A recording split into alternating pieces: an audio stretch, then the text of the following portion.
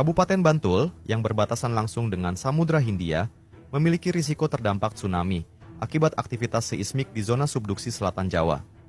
Berdasarkan penelitian, meskipun kita tidak dapat memprediksi secara pasti kapan gempa dan tsunami akan terjadi, wilayah ini memang berada di area berpotensi terdampak tsunami. Namun, penting untuk diingat bahwa risiko tersebut belum tentu segera terjadi. Pemerintah telah mengambil langkah preventif dengan menyusun peta kerentanan tsunami untuk mengidentifikasi area berisiko dan menyiapkan zona evakuasi yang aman. Kapanewon seperti Serandakan, Sanden, dan Kretek adalah contoh wilayah di Bantul yang berada dalam zona rawan tsunami. Untuk itu, berbagai tempat evakuasi sementara, tempat evakuasi akhir, serta shelter vertikal di Kapanewon Serandakan telah disiapkan.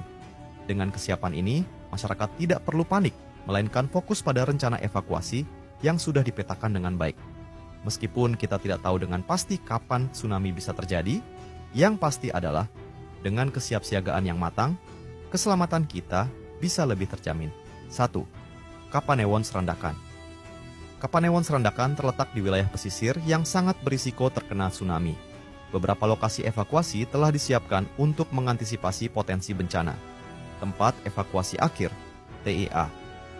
Lapangan Murti Gading merupakan tempat evakuasi akhir yang telah ditetapkan untuk wilayah ini. Lokasi ini dianggap cukup aman dari ancaman tsunami karena berada di area yang lebih tinggi.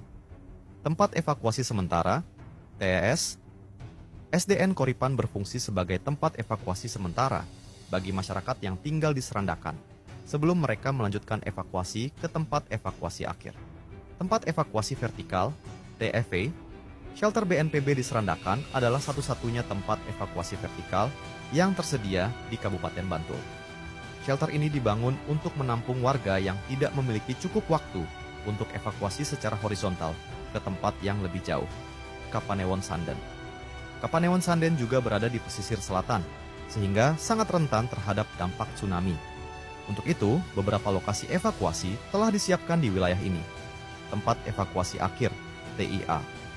Lapangan Murti Gading juga ditetapkan sebagai tempat evakuasi akhir bagi masyarakat di Kapanewon Sanden. Tempat evakuasi sementara, TES. Lapangan Sorobayan, Kantor Desa Gading Harjo, SD Rojoniten, Lapangan Sri Gading, Pasar Sangkreh, dan SD Tegalsari. 3. Kapanewon Kretek. Kapanewon Kretek merupakan wilayah pesisir yang juga berisiko terkena dampak tsunami dan memiliki beberapa lokasi evakuasi yang disiapkan. Tempat evakuasi akhir, TEA. Lapangan Trumulyo, Pasar Turi, Pasar Ngangkruk Sari, Kantor Desa Parangtritis, dan Bulak